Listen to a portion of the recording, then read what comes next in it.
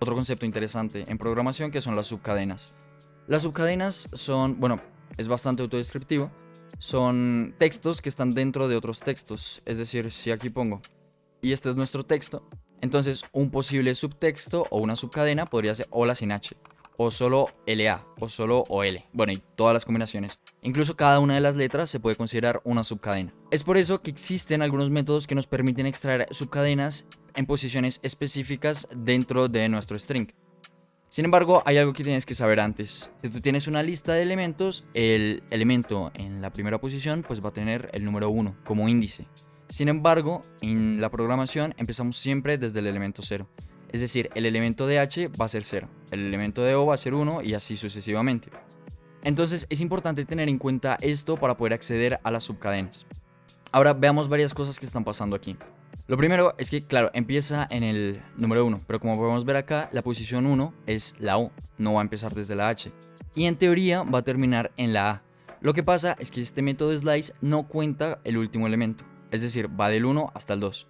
Incluye el primero, pero excluye el último. Por lo que el resultado en consola va a ser OL, que si nos fijamos, incluye el primero e incluye el segundo, pero para en el tercero. Eso es básicamente para lo que sirve slice. Hagamos un ejemplo y relacionamos varios conceptos que hemos visto hasta este momento en el curso. Digamos que yo quiero hacer un validador de un correo electrónico. Y la manera en la que lo voy a validar es por medio de la siguiente lógica. Quiero ver si el texto que me están pasando incluye en algún momento este @gmail.com utilizando el método slice.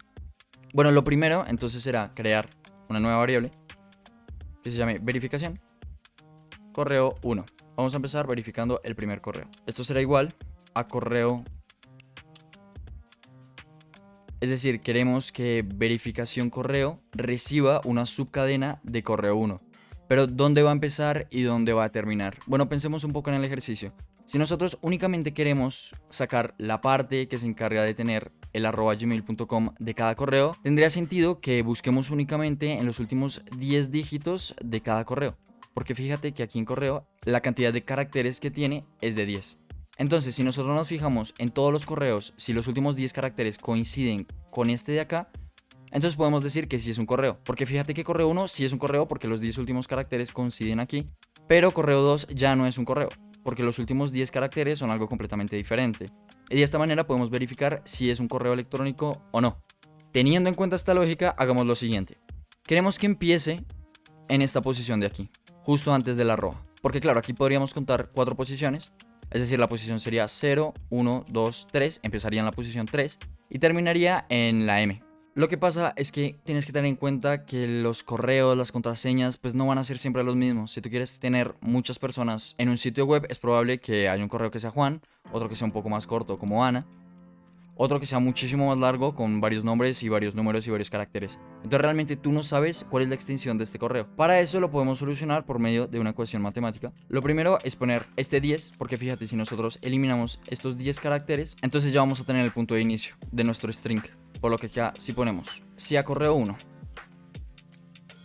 le quitamos la longitud de correo, entonces vamos a tener nuestro punto de partida. Digamos, en el caso de correo 1, la longitud de correo es 14. Si nosotros le quitamos a este 14 la longitud de correo, entonces nos va a dejar aquí el primer carácter, que es exactamente lo que queremos, para empezar desde aquí el nuevo string. Ahora le tenemos que indicar dónde queremos finalizarlo. Para eso ponemos una coma y tenemos que especificar dónde termina. Esto no es concatenación, fíjate que aquí Visual Studio nos está explicando cómo funciona un poco el método slice. Slice tiene que empezar con algún número y tiene que terminar con otro número. Y la manera en la que se separan es por medio de una coma. Y acá lo único que tenemos que hacer es, bueno, yo quiero que esto acabe cuando se acabe el string, porque quiero que tomes desde esta posición de acá hasta el último elemento del string. Y ya con esto sabemos entonces cuáles son los últimos 10 caracteres. Si nosotros cogemos esto y lo copiamos y hacemos lo mismo con el correo 2, acá hago lo mismo, imprimimos cada uno de los resultados,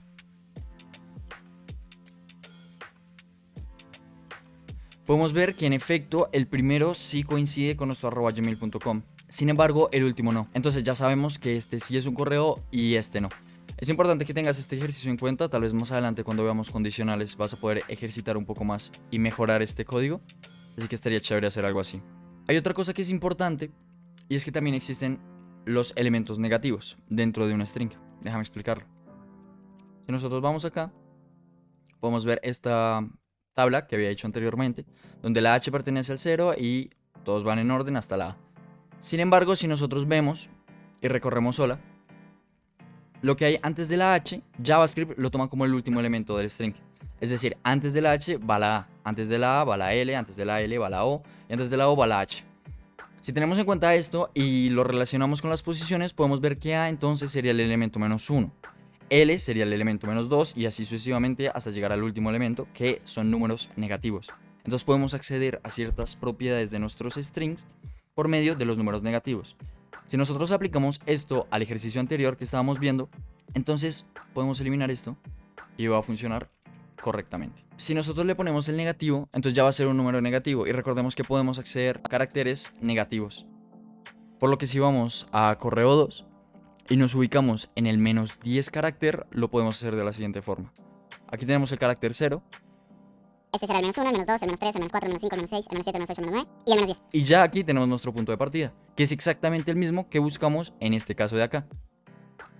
Se simplifica un poco más el código, hacemos uso de los slices negativos y de los índices negativos que tiene cada string y bueno, estamos ejercitando un montón lo que hemos visto en estos videos. Así que digamos es otra forma de hacer lo mismo. En la programación te vas a encontrar con múltiples soluciones para el mismo problema. Tu trabajo será encontrar cuál es la mejor solución para ese problema.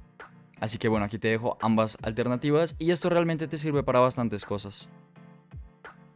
Depende de muchos ejercicios, pero es útil saber que también puedes acceder de esta manera a los elementos de un string. Y si vamos a nuestra consola, dentro del documento podemos ver que, en efecto, se visualiza de la misma manera.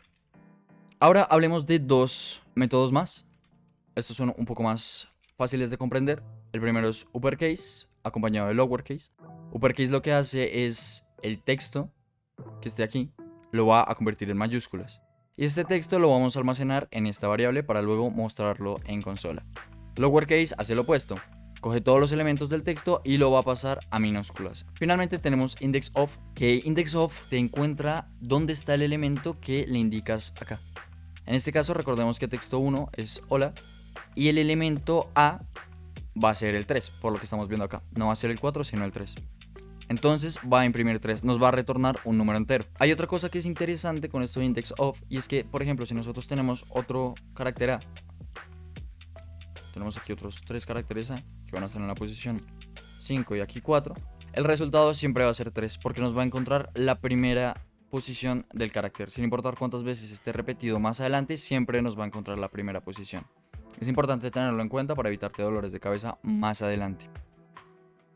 Finalmente quiero mostrarte algo, que son las alertas y los prompts en JavaScript. Tú puedes utilizar los prompts en JavaScript para poder acceder a información que el usuario quiera digitar.